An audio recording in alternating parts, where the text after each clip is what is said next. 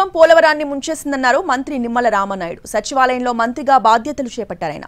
YCP వల్లే project విధ్వంసమైందని ఆరోపించారు. త్వరలోనే పోలవరం ప్రాజెక్టుపై శ్వేతపత్రం కూడా విడుదల చేస్తామన్నారు మంత్రి నిమ్మల.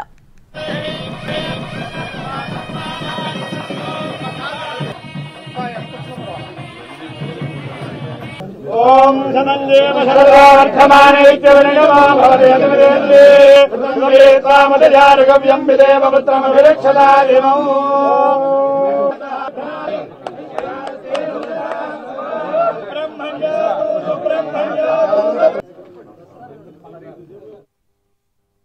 ఆ రోజు 14, 19లో 5 సంవత్సరాలు పోలవరాన్ని ప్రతి సోమవారాన్ని పోలవరంగా మార్చుకుని ఆయన పరిగెట్టించి 72% పనులు పూర్తి చేసినటువంటి పరిస్థితి మరి మనందరం కూడా చూసినటువంటి స్థితి.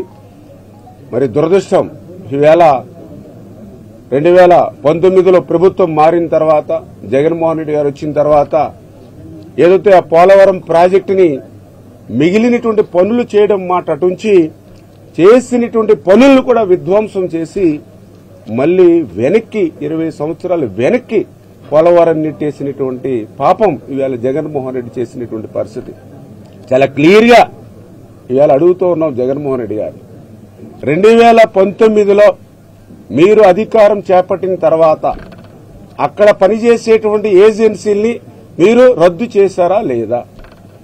అక్కడ ఉన్నటువంటి అధికారులందరినీ కూడా మీరు ట్రాన్స్ఫర్ ఎవరైతే అనుభవం ఉన్నటువంటి అధికారులందరూ కూడా ట్రాన్స్ఫర్ చేశారా లేదా?